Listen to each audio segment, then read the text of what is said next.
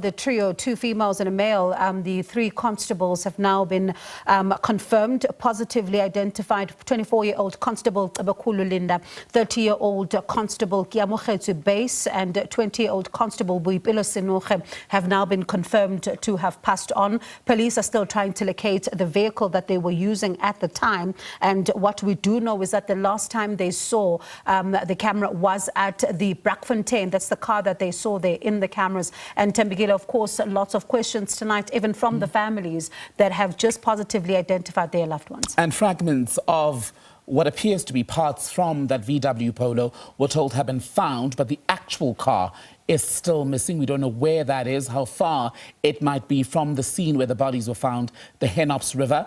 We're going back now to the government mortuary that's in the Pretoria area in Tshwane. Mbali Mteto, our reporter, still there, Mbali. And among the SAPS contingent there is the man, in fact, who led the team that had been looking for these three officers for the past 6 days. And unfortunately, it was a tragic end.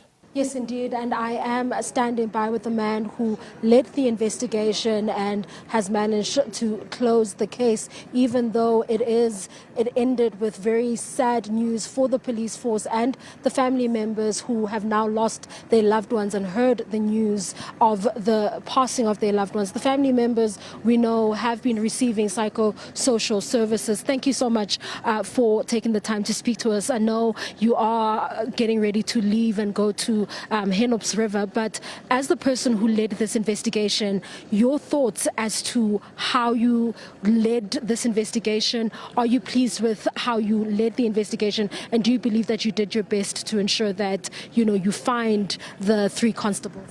Yes, this is a case that has been prioritized, and the National Commissioner put the best team in place to run with this matter, and then I led the investigation.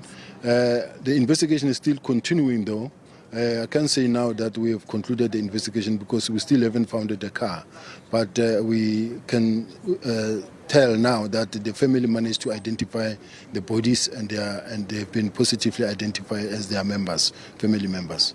Certainly. Now, what do preliminary reports suggest?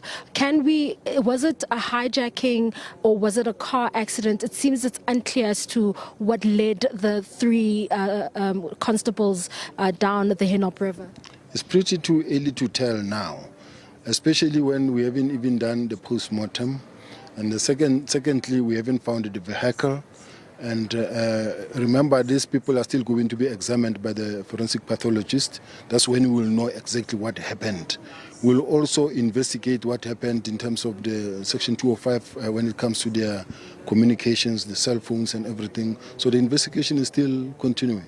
Certainly. Now, what's next for the investigation? Or maybe rather, let me ask, what sort of resources did you have to rely on in order to investigate this matter? Well, we have all the experts from the police, starting from the air wing and the diving units. They were there as well with the dogs and the K9, excellent detectives in place. We've got all the other private security that were assisting. We've got the drone company that was assisting. We've got other private sectors that also assisted with their helicopters to patrol the river and the freeway, starting almost from Bloemfontein to check as to what happened.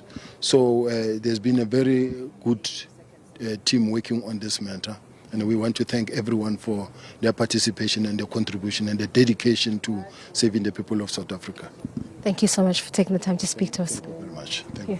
There you have it, the lead investigator giving us those details as to how they came to make the discovery at the Henops River, saying that they also worked with private security companies as well as drone companies. They used divers within the police force, and also just made sure that they prioritized and used the best in the police force to investigate this matter. Right now, family members and police officials have left to go to the Henops River, where the 5 bodies were recovered.